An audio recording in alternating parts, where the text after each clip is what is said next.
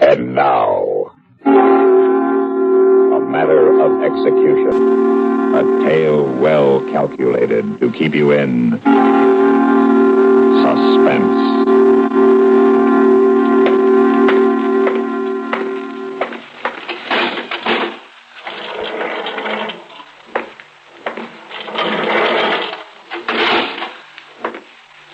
Burton. I swear, Warden, I thought you'd never get here. Burton, your lawyer just phoned from the governor's mansion. All right, he phoned. What did he say? I'm sorry, Burton. So I've lost. Really lost. 3 hours, I'm going to die. I'm going to die for a crime I never committed. Burton, please. I'm afraid, Warden.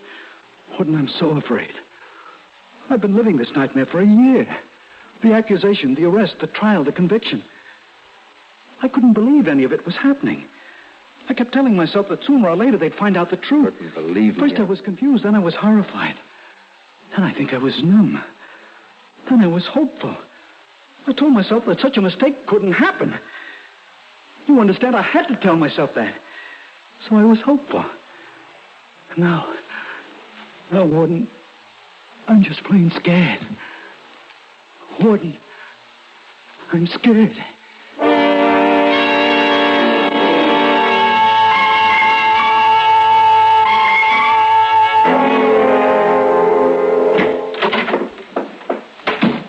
Evening, Mr. Clay. Evening, Bobby. What can I do for you? Quart of ice cream, Mr. Clay. Next. I know. Vanilla for your mother, chocolate for your father, and, Strawberry for me. Right. See, I remember. And charge it to your mother's account? Yes, sir. It's warm this evening. You mind opening the front door, Bobby? A little fresh air be nice right now. Sure, Mr. Clay. Air smells nice, Mr. Clay. It does at that. A sprinkler just came through this street and wet it down. Yeah, now just let me enter the charge, Bobby. Yeah, there. And here's your quart of mixed. No, stay where you are, Bobby. I'll bring it to you. Just as soon feel the fresh air on my face. Here you are. Thanks, Mr. Clay. You're welcome. Street looks pretty, doesn't it? All wet and shiny. Mr. Clay, look at that car. It's sledding all over the street. It's out of control. It's heading right for the lamppost. Mr. Clay, look. The man lying there in the street. The driver. He was thrown right out of the car. Come on. Look, Mr. Clay. He's so still. Is he dead? I don't know. If he isn't, it's a miracle. Well, now you wait here, Bobby. I'll phone in a report. Get help in an ambulance. But Mr. Clay, what'll I do? There's no one else here. I don't know what...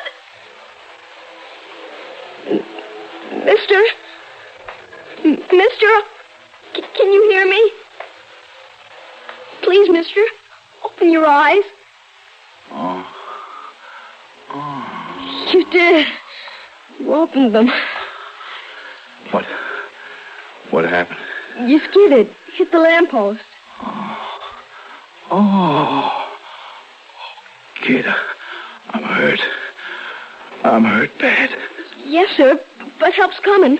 Mr. Clay went to phone for the ambulance. Listen. Are we all alone? Yes, sir. Oh, I'm weak, kid. Oh, I'm awful weak. I'm afraid I can't make it. I'm gonna die. No, mister, no. Hey, kid, come here. Closer. I gotta tell somebody before it's too late. Oh, I mustn't black out before Come here closer. Yes, sir. Listen, you tell the police. I confess. Listen, there's a man named Burton. He's gonna hang tonight. He's innocent. Remember this, kid? Burton's innocent. I killed that pawnbroker. Tell him. Oh, there's a gun I used. It's hidden. It's hidden under the back seat of my car. Mister! Ambulance will be here any minute. Mr. Clay, listen. A terrible thing is happening. Terrible. And there isn't much time. Huh? An innocent man is going to die. An innocent man, Mr. Clay. He didn't do anything. I'm afraid you're right, Bobby. Poor man couldn't know the street was wet. No, sir, that isn't what I meant. Another man. An innocent man. Oh, Bobby, this man was alone in the car and the street was absolutely empty. Now, you're confused, son. Mr. Clay, let me tell you what happened. You don't have to tell me, Bobby. I saw the whole thing with my own eyes. Please, now, I'm too upset to... there's the police car. Bobby, I really think you should go home. This is no place for But, Mr. Clay, this is important. You've got to listen. Way, officer, over here. I saw the whole thing. You skidded. Yeah, dear, terrible thing, officer, terrible. Yeah, I see what you mean. Anyone else hurt? Nobody else involved, driving alone. He hit the wet street, you see, skidded and crashed right into that... Officer, I got to tell you something. A man's going to die for nothing. All right, take it easy, son. We'll do all we can for him. All right, everybody. Everybody stand way back, please. Make plenty of room. You too, Sonny. But I got to tell you something. You got to listen. Not now, Sonny. Step way back, kid. In fact, go home. All right, clear the way. Let that ambulance through. You, kid, I said go home. Right here, Doc. Right here. Thrown right out of the car when he hit the lamppost. All right, Mr. Clay, you want to give me the details? Of course.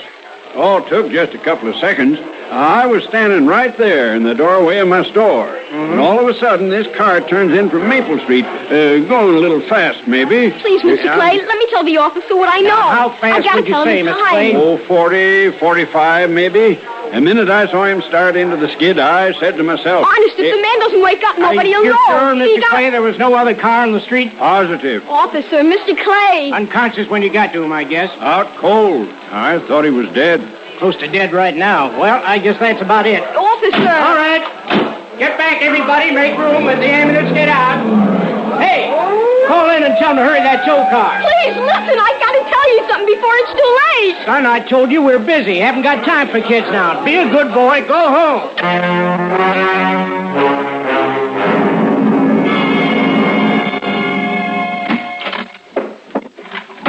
That you, Bobby? Yes, Mama.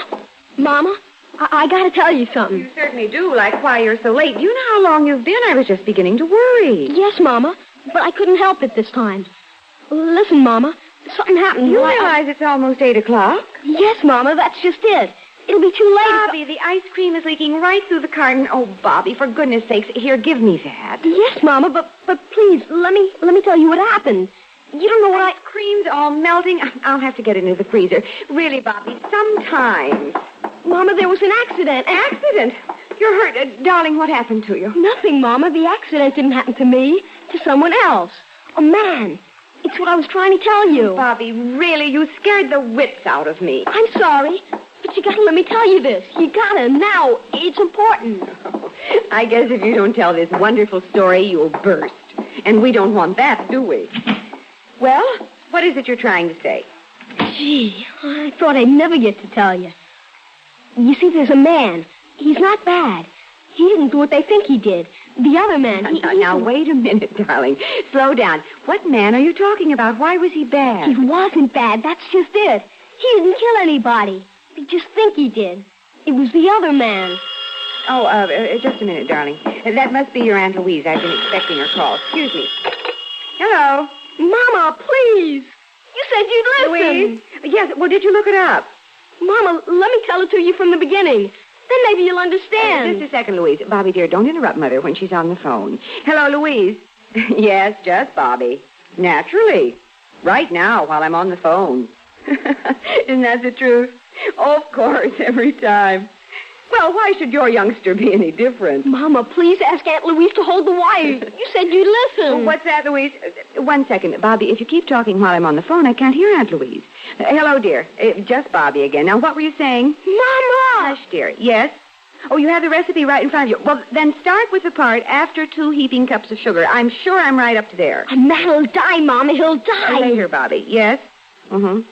Oh, yes. Now I see where I made my mistake. Please, Mama, please. It'll all be my fault. I've got it now, Louise. Thanks, dear. How's Walter? Oh, no, not again. Well, it's probably just the weather. Mama! Give me my love. Bye, dear. Now, Bobby, what was it you were telling me? About the accident. The man was hurt so bad. He's dying, I think. And he killed somebody. But there's another man, and they'll hang the other man. But it's a mistake. He didn't kill anybody. He's innocent. But they don't know that. Hi We there. haven't really... Believe it or not, I'm home. There's Daddy. Hi, Roy. Now, Bobby, I really have to get dinner ready, and I'm sure that if the man didn't kill anyone, nobody will want to hang him. Anyway, if it was all an accident... Wait, you didn't hear the whole thing. Well, not now, dear. Tell me your story later. But, Mama, there's no time. Of course there is. It just seems that way to a boy of 11. But really, whatever it is you want to tell me, I'm sure there's plenty of time.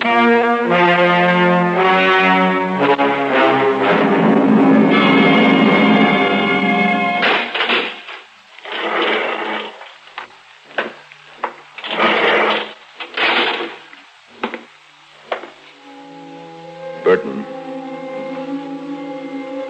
Burton, Yes? won't you reconsider? What? Reconsider what we discussed. Won't you see the chaplain now? Who? The chaplain, Burton. He wants to stay with you. Oh, yes, I remember. No more than thank you very much, but tell him I'd rather not. It would help. It would make it easier. Please, believe me. It wouldn't help. Not now, not anymore. I don't want words of comfort. I don't want words. He wants you to know that he won't preach to you. He just wants you to have a friend with you now. And he is your friend, Burton, I know. Tell him I understand how he feels. But I just can't cooperate. Nobody can help me now.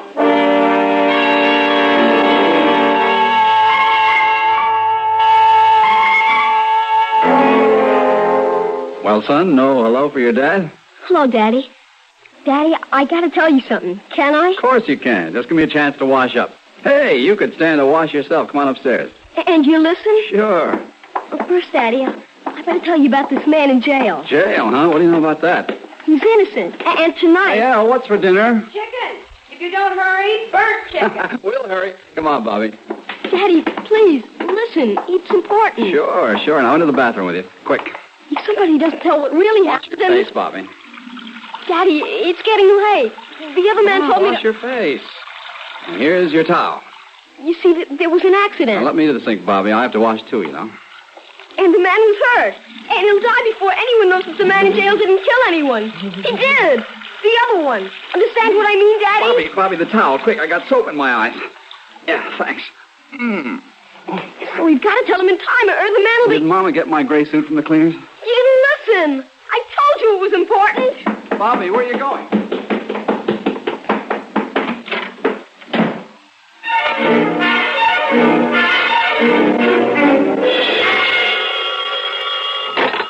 Police Department, First Precinct, Front Desk, Officer Moody. Yes, ma'am? Oh, no, ma'am. Your daughter's over 21? No, ma'am. Afraid there's nothing we can do about that. No, I understand, ma'am. You feel he has shifty look. But if she wants to marry him... Oh, no, I understand, ma'am. Shifty around the eyes. Oh, sure. Well, maybe you'll get used to it. Oh, no, never hesitate to call us. Oh, brother. Oh, officer? Now a kid. Oh, this is my day. Officer, I got to tell you something. You got to listen. Officer, you're the same one. The one at the accident on Laurel Avenue. Huh? Oh, yeah, the kid. Yeah. Oh, you haunting me. You wouldn't listen before. Please, you got to listen now. They're hanging Burton tonight, and he's innocent. Lieutenant Bayer, big flash for you. Yes? This little boy feels you were wrong on the Burton case. Says he's innocent. Very funny. Lieutenant Bayer made the Burton arrest, kid. Then I got to tell him. Look, kid, give us a chance to do our job. Arrest people who did something bad. Now go on home now. How do you like that? 6 crackpots in here today, convinced Burton is innocent. Same 6 we get every time on the day of an execution.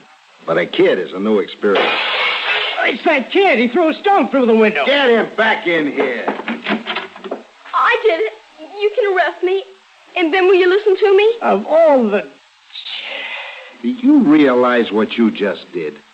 You don't look like the kind of boy who does a thing like that. What's the idea? Well, I had to make you listen. Yes, I guess you did. All right, I'll listen. But this better be good.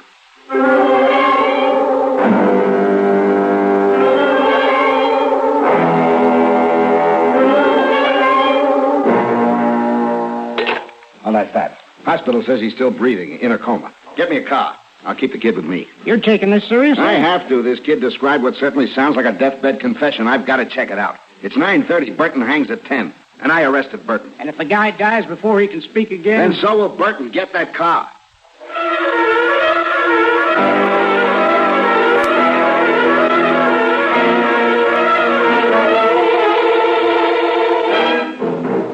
He's still unconscious, isn't he? Yes. Will he die? Any minute. Can he wake up for a little? And you see what the doctor and nurse are doing. They're trying. But he already told me, and I told you. Look, you're sure you told me everything he said, that he knew he was dying, that he confessed, that he killed the pawnbroker, that Burton is innocent. Is that everything? Yes, sir. That's everything. Hello, kid. He woke up. I'm Lieutenant Byer of Homicide. Do you have a statement to make to the police? You brought them, kid. Yes, sir. We've very little time. You realize you're dying. Yes. The statement you make to me has the solemn force of a deathbed confession, so help you God. Yes. Yes. I killed that pawnbroker. Burton is innocent. So help me, God. And the gun? The gun? What did you do with... No use, he's dead. I should have the proof. I should have the proof. What proof? He told you. The missing gun. It would guarantee the thing. Oh, I know where that is. What? That's the other thing he told me. The gun is under the back seat of his car. Hello. Hello, operator. This is Lieutenant Byer of the city police. This call is official. Get me Maple 1000, urgent. Hello, this is Byer, Homicide. Put me through to the wrecked car, pound fast. What time is it? 10 minutes to 10. Hello. Hello. Hello, Mac, what's holding us up? Look, I said fast, emergency. So ring on another line. Only one. Then break in. You can do that. I don't care if he's talking. I don't care who he's talking to.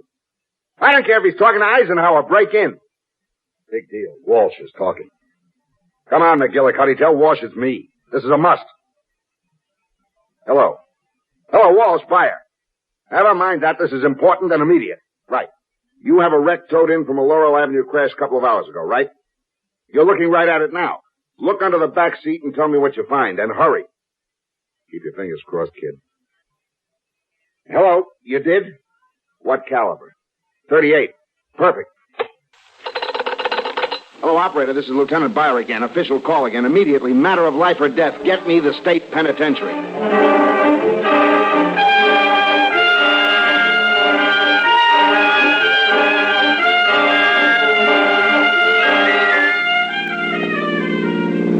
Bobby, for the third time, will you forget about the window? I told you, the window is on me.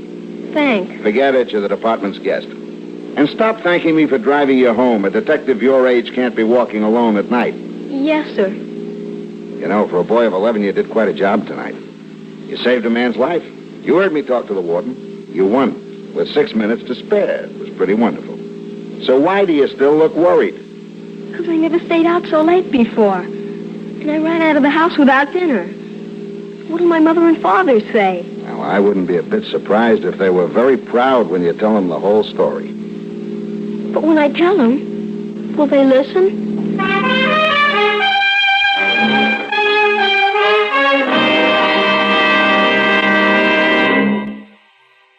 Suspense.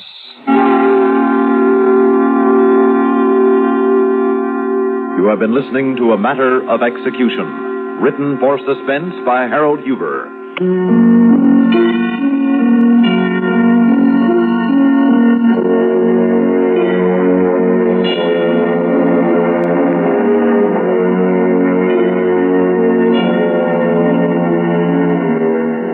Heard in tonight's story were Peter Laser, Ginger Jones, Santos Ortega, Martin Blaine, Bernard Grant, Nat Poland, Sam Raskin, Bill Adams, and Harold Huber.